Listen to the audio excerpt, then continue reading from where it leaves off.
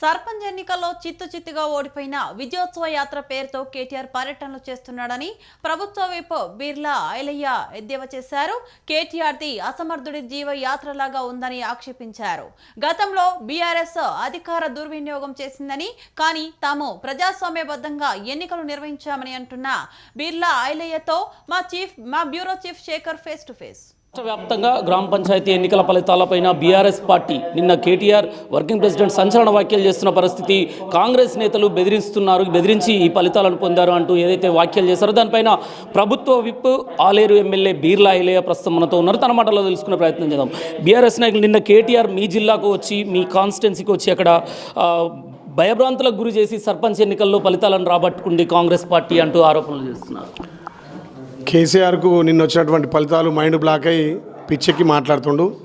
మరి చిత్తుగా ఓడిపోయినటువంటి యాదాద్రి భువనగిరి జిల్లాకు వచ్చి విజయోత్సవ సభలు అని చెప్పి మాట్లాడుతున్నారు. ఎందుకంటే అక్కడక్కడ గెలిచే సర్పంచుల మీద ఆయనకు నమ్మకం పోయి ప్రజాప్రభుత్వం నడుస్తుంది. గౌరవ ముఖ్యమంత్రి రేవంత్ రెడ్డి నేతృత్వంలో గ్రామాలను అభివృద్ధి అవుతున్నాయి. అక్కడక్కడ గెలిచిన వాళ్ళు కూడా మళ్ళీ బీఆర్ఎస్ నుంచి కాంగ్రెస్లకు పోతారనే ఒక అపనమ్మకంతో అక్కడ విజయోత్సవ సభ అని పెట్టుకున్నాడు. కానీ అది విజయోత్సవ సభ ఆళ్ళ వరకే ఉంటుంది. ఇలా యాదాద్రి భువనగిరి జిల్లాలో 480 స్థానాలకు గాను 290 స్థానాలు చేసుకున్నాం. నీకు అత్యవసర మెజార్టీతో 165 వస్తే ఏదో విజయోత్సవ సభ అని చేస్తున్నాం. మీ లెక్క సర్పంచులను కానీ ఎమ్మెల్యేలను కానీ లొంగపరుచుకునేది మా ప్రభుత్వం కాదు.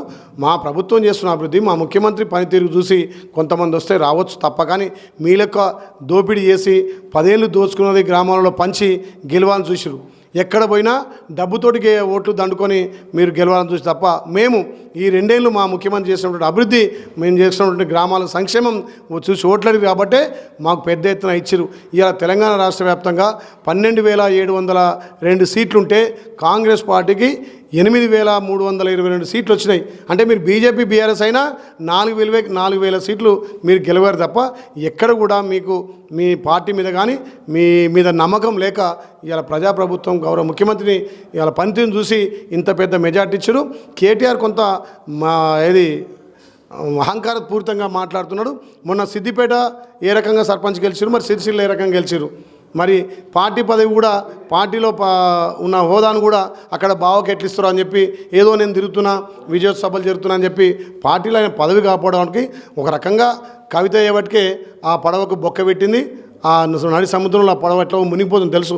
కేసీఆర్ 2 ఏళ్ళ నుంచి ఫామ్ హౌస్కు పరిమితమైండు. ఈ బిల్లా రంగడు కేటీఆర్ హరీష్ రావు దోచుకుంది పంపకాల్లో తేడా వచ్చింది. ఉన్న ఎమ్మెల్సీ కవితక్కను బయటికి మెడలు పట్టి నేస్తే ఆమె రోజు బయటికి వెళ్ళి ఈ టీఆర్ఎస్ ఉన్నటువంటి మంత్రులు, అప్పటినటువంటి నాయకులు తెలంగాణ రాష్ట్రం దోచుకోరు అని చెప్పి రోజు ఎత్తి 7 దోషుల మన్న వాళ్ళ మీద వస్తుంది. ఇంతకన్నా మీ పార్టీ ఏముంటుంది? నిన్న మీ నియోజకవర్గానికి చెందిన మాజీ ఎమ్మెల్యే మాట్లాడుతూ ఇందిరమ్మ ఇండ్లు కట్ చేస్తాము, పింఛన్లు ఇవ్వం అని బెదిరించారు గ్రామాల్లో, అందుకనే ఆ సర్పంచ్ పదవులు గెలిచారు అనేది నిన్న మీ మాజీ ఎమ్మెల్యే గారు అంటున్నది. ఇక్కడ ఆమెకు మాట్లాడే నైతిక విలువ లేదు. సరే, ఎమ్మెల్యేగా గౌరవిస్తాం మేము. ఒక 10 ఏళ్ళుగా ఎమ్మెల్యే చేసింది. అక్కడ అప్పుడు తెలంగాణ సెంటిమెంట్ తోటి గెలిచి తప్ప ప్రజలకు అందుబాటులో ఉండి ప్రజలకు అభివృద్ధి చేసి గెలవలేదు. అయినా ఆయన మాట్లాడుతూ నాకు కూడా విడ్డూరం అనిపించింది. మీరు గెలిచినంతా మీరే ఎమ్మెల్యే కాదంటుంది. అంటే 10 ఏళ్ళు నువ్వు ఎమ్మెల్యేగా చేసినావు, మరి అప్పుడు గెలిచిన ఊర్లకంతా వాళ్ళే ఎమ్మెల్యే, నువ్వు ఎమ్మెల్యే కదా? ఒక ఎమ్మెల్యేగా 10 ఏళ్ళు చేసి ఆ రకంగా మాట్లాడడం ఆమెకే వదిలేస్తున్నాం. ఎందుకంటే ఆమె విజ్ఞతగా వదిలేస్తున్నాం. ఒక మహిళ అంటే మాకు గౌరవం కాబట్టి ఆమె మీద కామెంట్ చేయదలుచుకోలే. సరే, కొంతమంది ఓడతారు, కొంతమంది గెలుస్తారు. ఇప్పుడు గెలిచిన మీ టీఆర్ఎస్ గెలిచిన గ్రామాలలో వాళ్ళే ఎమ్మెల్యే అంటే ప్రభుత్వం ఉంది, ఇక్కడ ప్రజా సంక్షేమం ఇస్తున్నాం. ఎమ్మెల్యేగా ఒక ఆలేరు బీసీ బిడ్డగా అన్ని గ్రామాలను అభివృద్ధి చేస్తున్నా, పార్టీలకు అతీతంగా ఇందిరమ్మ ఇస్తున్నాం, పార్టీలకు అతీతంగా రేషన్ కార్డులు ఇస్తున్నాం, పార్టీలకు అతీతంగా మేము సంక్షేమం అందిస్తున్నాం. దాన్ని చూసి జీర్ణించుకోలేక 10 ఏళ్ళు మీకు చేతగాక మిమ్మల్ని మీ పార్టీని ఫామ్ హౌస్ పంపిరు. ఈరోజు అదే కామెంట్ చేస్తే తెలంగాణ ప్రజలు చూస్తారు. అయినా ఆలేరులో మీ పార్టీ ఎక్కడుంది? ఆలేరులో ఎక్కడుంది? కాంగ్రెస్ పార్టీ కాంగ్రెస్ పోటీ ఆలేరులో. మీకు అభ్యర్థి దొరకక మా కాంగ్రెస్ ఉన్నటువంటి రేపల్ని తీసుకుపోయి మీరు క్యాండిడేట్ పెట్టుకున్నారు. ఏ గ్రామంలో చర్చకు రండి. ఇలా చాలా గ్రామాలల్లో వాళ్ళ క్యాండిడేట్ లేక మా దాంట్లో పోటీ పడ్డారు తీసుకుపోయి క్యాండిడేట్లు పెట్టుకురు. అయినా మేము 120 పైచిలకు మేము స్థానాలు గెలిచినాం. మీరు గెలిచింది 60-65 గెలిస్తే మా తన గెలిచినటువంటి ఇండిపెండెంట్ కూడా మీరని చెప్పుకుంటే ఇక అంతకన్నా వివేకం ఉంది. సరే, వాళ్ళ గురించి మేము ఆలేరును అగ్రగామిగా నిలుపుతా. ప్రజాప్రభుత్వం రేవంత్ అన్న సహకారం నాకుంది, మా ఉత్తమన సహకారం, మా కోమటిరెడ్డి వెంకటరెడ్డి సహకారం, తప్పకుండా ఆలేరును అగ్రగామిగా ఉంచుతా. ఇందిరమ్మ ఇండ్ల పురోగతిలో, ఇందిరమ్మ ఇండ్ల నిర్మాణంలో తెలంగాణ నెంబర్ 1 ఉంది. దాని చూసి ఎందుకు మాట్లాడుతున్నావు? ఇలా ఇచ్చిన ఇంద్రమిల్లు మార్నింగ్ వాక్ ద్వారా ప్రతి గ్రామం చేస్తే గ్రామాల్లో హారతులు పడుతున్నారు, స్వాగతం పడుతున్నారు. మహిళా సంఘాలు పెద్ద ఎత్తున అరే మా బిడ్డ వచ్చిండు, మా అన్న వచ్చిండు, మా ఎమ్మెల్యే వచ్చింది స్వాగతం పడుతున్నారు. మీకు కనీసం ఎక్కడ డిపాజిట్ కాదు కదా, మిమ్మల్ని ఎవరు దేకలేదు. నేను ఒక్కరిని ఒక బీసీ బిడ్డగా ఆలేరులో ఒంటి చేతి మీద ఇలా 126 సీట్లు గెలిపొచ్చిన నా ఒక్కని మీద ఓడిపోయిన ఎమ్మెల్యేలు, గతంలో గెలిచిన ఎమ్మెల్యేలు, కాంటెస్టెడ్ ఎమ్మెల్యేలు, ఎమ్మెల్సీలు, ఇంకా చోటా మోటాలు అంతా వచ్చి ప్రచారం చేస్తే యాడొచ్చింది మీ రిజల్టు? అంటే ఆలేరుకు ప్రజలకు సేవ చేయని లక్ష్యం ఉండాలా.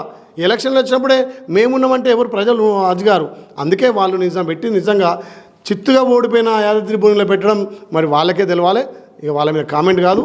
కేసీఆర్ ఈరోజు కృష్ణా నది జలాలపైన, గోదావరి జలాలపైన, మనకు వచ్చే వాటాపైన, ఇతర అంటే పక్క రాష్ట్రాల నుంచి నది జలాలపైన వాటాపైన ఈరోజు కేసీఆర్ ఒక మీటింగ్ పెడుతున్నాడంట పార్టీ ముఖ్యులతో.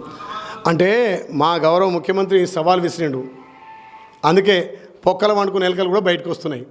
ఇప్పటికైనా సంతోషం, కేసీఆర్ గారు వచ్చి మాట్లాడండి. మేము ఇప్పుడు కూడా మా ముఖ్యమంత్రి మీకు సవాల్ విసిరిండు, నీళ్ళ మీద చర్చ చేద్దాం. ఎక్కడ కూడా మా తెలంగాణ వాటాను మేము కోల్పోదలుచుకోలే, కేంద్రంతో కొట్లాడుతున్నాం. గతంలో కేంద్రంతో సఖ్యత లేకపోవడం వల్ల మనం కోల్పోయినాం.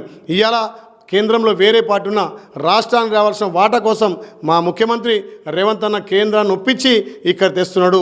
పక్క రాష్ట్రమైన ఆంధ్రతో కూడా కొట్లాడి మా వాటా మాకు దక్కుతుంది. ఇప్పటికైనా మరి కేసీఆర్ ఫామ్ హౌస్ నుంచి ప్రెస్ మీట్ పెట్టినంటే రేవంత్ అన్న బయటికి తీసుకొచ్చింది కదా. రేవంత్ అన్న అంటే అది ఏ పొక్కలున్నా ఎలకలను బయటకు తీసుకొస్తాడు, బయటను చూపిస్తాడు. కాబట్టి రేవంత్ అన్న ప్రజాపాలన, ప్రజా సంక్షేమం చేస్తున్నాడు. మన రాష్ట్రాన్ని అన్ని విధాలు అభివృద్ధి చేస్తున్నాడు, కేంద్రంతో కొట్లాడుతున్నాడు, కేంద్రంతో నిధులు తెస్తున్నాడు, విదేశాలతోటి కూడా పెట్టుబడి పెట్టిస్తున్నాడు. అప్పుల తెలంగాణ అయినా విదేశాల పెట్టుబడులు ఇలా ఆకర్షిస్తుంటే ఈడ ప్రజాప్రభుత్వం, ప్రజా సంక్షేమం నడుస్తుంది. కాబట్టి వేరే దేశాలు కానీ వేరే రాష్ట్రాలు కూడా మన తాను పెట్టుబడి పెట్టడానికి సిద్ధంగా ఉంటే ఈడ ప్రజాప్రభుత్వం, ప్రజాపాలన, గౌరవ ముఖ్యమంత్రి రేవంత్ అన్న పాలన చూసి ఇలా నిధులు ఎక్కువ వస్తున్నాయి, పెట్టుబడులు ఎక్కువ వస్తున్నాయి. చివరగా ఒక ప్రశ్న, నిన్న మీ జిల్లాలోనే కేటీఆర్ మాట్లాడుతూ పాలిచ్చే బర్రెని వదిలేసుకొని తన్నే దున్నపోతు లాంటి ప్రభుత్వాన్ని తెచ్చుకున్నారా అంటూ కూడా ఒక వ్యాఖ్యలు చేశాడు. అంటే ధనిక రాష్ట్రంలో నువ్వు చేయని పనులు అప్పుల రాష్ట్రాల్లో మా ముఖ్యమంత్రి చేస్తున్నాడు. గతంలో కేసీఆర్ ఏమన్నాడు, కాంగ్రెస్ వాళ్ళు ఇచ్చి 70 ఇండ్లు నాకు అధికారం ఇస్తే డబుల్ బెడ్రూమ్ అన్నాడు. డబుల్ బెడ్రూమ్ ఇయ్యలే, దళిత బంధు ఇయ్యలే, దళిత ముఖ్యమంత్రి ఇయ్యలే, దళితకు 3 ఎకరాలు ఇయ్యలే, కనీసం 10 ఏళ్ళలో ఒక్క ఇల్లు కట్టియలే, ఒక్క రేషన్ కార్డు ఇయ్యలే, మహిళలకు వడ్డీ లోనాలు ఇయ్యలే. ఏం చేసినావు? దాచుకున్నావు. ఇవాళ నువ్వు ధనిక రాష్ట్రం చేయని పనులు మా ముఖ్యమంత్రి రేవంత్ అన్న ఇవాళ ఇందిరా మిల్లు ఇస్తున్నాడు. తెలంగాణలో 4,50,000 ఇందిరా మిల్లు, మా ఒక్క ఆలేరుకే 3,700 ఇండ్లు. ఇవాళ అరువులందరికీ రేషన్ కార్డులు, అరువులందరికీ రేపు సంక్రాంతి తర్వాత పెన్షన్లు కూడా ఇస్తున్నాం, పెన్షన్లు పెంచుతున్నాం. రేషన్ కార్డుతో పాటు ఆరోగ్యశ్రీ 5 నుంచి 10 లక్షలు పెంచినాం. తెలంగాణలో మహిళల ఆత్మగౌరవం పెంచినాం, 10 లక్షలు ఆరోగ్యశ్రీ పెట్టినాం. ఇవాళ మహిళలకు 3 దఫాలుగా వడ్డీల రుణాలు ఇచ్చినాం. ఇవాళ మహిళా సంఘాలకు ఉచిత బస్సుతో పాటు మహిళా సంఘాలను కూడా ఆర్టీసీకి ఓనర్లు చేస్తున్నాం, పెట్రోల్ బంకులకు ఓనర్ చేస్తున్నాం, సోలార్ ప్యానెళ్లకు ఓనర్ చేస్తున్నాం. ఇవాళ మహిళా సంఘాల ద్వారా రైతు పండించే ధాన్యాన్ని కొనుగోలు చేస్తున్నాం. మహిళలకు తెలంగాణలో పెద్దపీట వేసినాం. గతంలో 60 రూపాయల బతుకమ్మ చీర ఇచ్చి ఆడబిడ్డల ఆత్మగౌరవం దెబ్బతీసినాం. ఇవాళ ఒక పెద్దన్నగా, ఒక పెద్ద కొడుకుగా పుట్టింటి నుంచి షారేపోతే ఎట్లుంటుందో అట్లా చీరలు ఇస్తే చీరల మీద కూడా కిరికిరి చేస్తున్నారు. ఈ కిరికిరిగాళ్ళు చీరల మీద సంఘాలకే వస్తాయట, సంఘబంధాలకు వస్తాయా? మా గౌరవ ముఖ్యమంత్రి మాకు హామీ ఇచ్చిండు, మీరు మీ ఎమ్మెల్యేలుగా మీ నియోజకవర్గాల్లో ప్రతి మహిళకు 18 సంవత్సరాలు లేనటువంటి చెల్లె కాంచెల 90 ఏళ్ళు ఉన్న అవ్వ కూడా సంఘంతో సంబంధం లేదు, సంఘబంధంతో సంబంధం లేదు. పుట్టిన నుంచి చీర ఎట్లా వస్తుందో ఇందిరమ్మ చీర మీ అందరికి వస్తుందని చెప్పి మేము గ్రామం చెప్తే నిన్న మన తండోపతండాలుగా హారతులు పట్టిరు, మాకు తిలకాలు దిద్దురు. అందుకే అంత పెద్ద మెజార్టీతో మేము గెలిచినాం. ఇంకా కూడా రాబోయే రోజుల్లో కాంగ్రెస్ పార్టీ పెద్ద ఎత్తున జెడ్పీటీసీ, ఎంపీటీసీ గెలుచుకోబోతున్నాం. రాష్ట్ర వ్యాప్తంగా పెట్టిన విగ్రహాలు తెలంగాణ తల్లి విగ్రహాలు కాదు, కాంగ్రెస్ తల్లి విగ్రహాలు. మేము అధికారంలోకి రాగానే గాంధీ భవన్కి తరలిస్తాం ఆ విగ్రహాలను రాష్ట్ర వ్యాప్తంగా తీసి అని అంటున్నాడు కేటీఆర్. అన్న ఇంకెక్కడ వస్తుంది అధికారం? 20 ఏళ్ళు కాంగ్రెస్ పార్టీ. మేము గ్రామాలు చూస్తుంటే మేము అన్నాం, సర్పంచులుగా కాంగ్రెస్ పార్టీని గెలిపి కాంగ్రెస్ పార్టీ అధికారం ఉంది, ఈ 3 ఏళ్ళు మనం ఉంటే మహిళలు పెద్ద అన్న 3 ఏళ్ళు కాదు, ఇంకా వచ్చే 5 ఏళ్ళు కూడా మీరే మా ఎమ్మెల్యే. ఈ 3 ఏళ్ళు కాదు, ఇంకా 5 ఏళ్ళు మీరే ప్రభుత్వం. 5 ఏళ్ళు ఇప్పుడే ఆశీర్వదిస్తారు వాళ్ళు. అంటే తెలంగాణలో కాంగ్రెస్ పార్టీ మీద నమ్మకం పెరిగింది, తెలంగాణలో ప్రజలకు ఒక నమ్మకం, భరోసా వచ్చింది. రేవంత్ అని ఉంటేనే అభివృద్ధి అవుతుంది, రేవంత్ అనే అభివృద్ధి సాధ్యమని చెప్పి మహిళలు, రైతులు, పెద్ద ఎత్తున యువకులు హారతులు పట్టింది కదా. అందుకే 12,000 8,000 చిల్లర మేమే గెలిచాము. ఇంతకన్నా నిదర్శనం ఏం కావాలి? మా ఆలయ నియోజకవర్గం గుండాల మండలంలో ఒక గ్రామంలో 1600 ఓట్లున్నాయి. 1600 ఓట్లు ఉంటే 1600ల్లో ఒకరికి 30 ఓట్లు వచ్చినాయి, ఒకరికి 100 ఓట్లు వచ్చినాయి. అంటే 1400 చిల్లర ఒక కాంగ్రెస్ పార్టీ అభ్యర్థికి వచ్చినాయంటే కాంగ్రెస్ పార్టీ మీద ఎంత నమ్మకం, ఎంత భరోసా, రేవంత్ అన్న అండ, రేవంత్ అన్న భరోసాతోటి గ్రామాలన్నీ కూడా భారీ మెజార్టీతోటి మూటకొండ మండలానికి సంబంధించి రాష్ట్ర నాయకులు వచ్చి ప్రచారం చేసిన ఆడ 1050 మెజార్టీతోటి కాంగ్రెస్ పార్టీ గెలిచింది. ఎక్కడ గెలిచినా 700 నుంచి 1000 మెజార్టీతోటి మా కాంగ్రెస్ పార్టీ గెలిచింది. కాబట్టి రికార్డు స్థాయిలో అక్కడ 3500 మెజార్టీ అంటే వాళ్ళకి ఎక్కడ డిపాజిట్ ఉంది? వాళ్ళకు ప్రజలలో ఆదరణ లేదు, వాళ్ళ ప్రభుత్వం వాళ్ళ పార్టీ మీద నమ్మకం లేదు. ఉన్నాయనే ఫామ్ హౌస్లా బాబు మంత్రి రోజు కొట్టుకుంటూ పక్కన తేడా, ఎమ్మెల్సీకి అవితక బయటికి వాయ్, వాళ్ళ పార్టీ ఎక్కడుంది? అందుకే వాళ్ళ పార్టీ మీద నమ్మకం లేదు కాబట్టి వాళ్ళ సర్పంచులు ఎక్కడ గెలిపించలేదు. కాంగ్రెస్ పార్టీ మీద నమ్మకం, రేవంత్ అంటే ఒక అండగా ప్రజాప్రభుత్వం నడుస్తుంది కాబట్టి గ్రామాలలో కాంగ్రెస్ పార్టీకి పట్టం కట్టారు, కంచుకోటగా ఉన్నాం. చివరిగా ఒక ప్రశ్న అన్న, గ్రామీణ ఉపాధి హామీ పథకం, మహాత్మా గాంధీ గ్రామీణ ఉపాధి జాతీయ ఉపాధి పథకాన్ని పేరు మార్పుడు బీజేపీని ఎలా చూస్తారు? ఇది బీజేపీ వాళ్ళు మతాలకు కులాలకు కొట్లాట పెట్టి రాజకీయాలు చేస్తారు.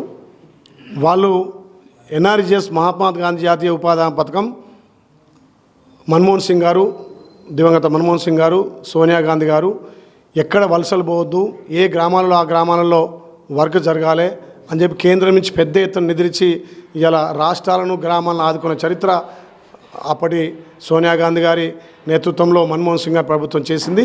కానీ ఇలా గాంధీ కుటుంబాన్ని పేరు లేకుండా చేయాలి, గాంధీ కుటుంబాన్ని రూపుమాపాలంటే ప్రజల గుండెల్లో గాంధీ కుటుంబం ఉంది. దేశానికి స్వతంత్రం తెచ్చింది గాంధీ కుటుంబం. దేశానికి ప్రాణత్యాగాలు చేసి అలా సొంత సంపదను కూడా దేశానికి త్యాగం చేసిన కుటుంబం గాంధీ కుటుంబం. ఇవాళ సోనియా గాంధీ మీద, రాహుల్ గాంధీ గారి మీద నేషనల్ హెరాల్డ్ కేసు మీద నిన్న ఛార్జ్షీట్ వేసి దాని మీద అన్ని జిల్లాలలో ఇలా బీజేపీ ఆశలు ముట్టడించడం ప్రజలు అర్థం చేసుకుంటున్నారు. మీరు గాంధీ కుటుంబం పేరు మార్చినా గాంధీ కుటుంబాన్ని గుండెల్లో పెట్టుకొని భారతదేశ ప్రజలు కాబట్టి ఇది మోడీ నియంతృత్వ పాలనకు నిదర్శనంగా ఈ పేర్లు మార్పిడి పద్ధతి కాదు. తప్పకుండా దీన్ని భారతదేశ ప్రజలంతా కూడా వ్యతిరేకిస్తున్నారు. పేదల కోసం, పేదల సంక్షేమం కోసం పెట్టినటువంటి ఎన్ఆర్ఈజీ పథకాన్ని పేరు మార్చడం వల్ల మీకు ఒరిగేది లేదు, మాకు పోయేది లేదు. గాంధీ కుటుంబం అంటేనే భారతదేశానికి ఒక బ్రాండు, స్వతంత్ర తెచ్చిన పార్టీగా భారతదేశాన్ని అన్ని విధాల బలోపేతం చేసి ఆర్థికంగా డెవలప్ చేసినటువంటి ఆ కుటుంబాన్ని మీరు పేరు మార్చిన ప్రతి ఒక్క భారతదేశ పౌరుని గుండెల్లో గాంధీ కుటుంబం ఉంటుంది. త్యాగాల కుటుంబం. ఇలా అత్యున్నతమైన పదవి భారతదేశంలో ప్రధాని పదవి వచ్చినా అక్కడ పక్కన పెట్టింది తప్ప అక్కడ నాకు ప్రధాని కావాలనిలే. ఇలా గ్రామాలలో వార్డు నెంబర్ కావాలంటేనే కొట్లాడతారు. అలాంటిది 2 సార్లు కూడా ప్రధాని పదవి అవకాశం వచ్చిన తల్లి సోనియమ్మ ఆ పదవిని తీసుకోలేదు. నాకు పదవి కాదు, ప్రజలే ముఖ్యం, భారతదేశాన్ని అన్ని విధాలుగా అన్ని దేశాల కంటే హైలైట్గా చేయాలి, అభివృద్ధిలో ముందుంచాలని చెప్పి ఆకాంక్షతోటే తల్లి సోనియమ్మ ముందుకు పోయింది. కాబట్టి ఆ కుటుంబాన్ని చెరిపేస్తే చెరగదు. ప్రతి భారత పౌరుడి గుండెల్లో సోనియా గాంధీ గారు, రాహుల్ గాంధీ గారు, అదేవిధంగా గాంధీ గారు, నెహ్రూ గారు అందరూ కూడా లిఖితపూర్వకంగా గుండెలో ఉంటుంది. కాబట్టి దాన్ని ఆ పేరు మార్చడం మాత్రం ఒక దౌర్భాగ్యం. తప్పకుండా భారతదేశంలో రాబోయే రోజుల్లో మా భావి ప్రధాని రాహుల్ గాంధీ గారు ఖచ్చితంగా ప్రధాని అవుతాడు, భారతదేశాన్ని అగ్రగామం ఉంచుతాడు. ఇది పరిస్థితి. ప్రభుత్వ విప్ బీర్లా ఎమ్మెల్యే చెప్తున్నది. అంటే రాష్ట్ర వ్యాప్తంగా గ్రామ పంచాయతీ ఎన్నికల్లో కాంగ్రెస్ పార్టీకి వచ్చే ఆదరణ చూసి బీఆర్ఎస్ పార్టీ ఇలాంటి ఆరోపణలు చేస్తున్నది. అంతేకాకుండా ఈ రాష్ట్రంలో ఏదైతే ఈ మహాత్మా గాంధీ జాతీయ ఉపాధి హామీ పథకం పేరు మార్పడం పైన కూడా బీజేపీ ఒక కుట్రయత్నం, మతాల మధ్య చిచ్చు పెట్టడానికి ఇది ఒక రకమైనది వెళ్తున్నది. ఖచ్చితంగా వచ్చే రోజుల్లో కాంగ్రెస్ పార్టీ అధికారంలోకి వస్తుంది. ఖచ్చితంగా ఆ పేర్ల విషయంలో చర్యలు తీసుకుంటుంది అని చెప్పేసి ధీమా వ్యక్తం చేయడం జరిగింది. కెమెరా పర్సన్ విజయ్తో శేఖర్.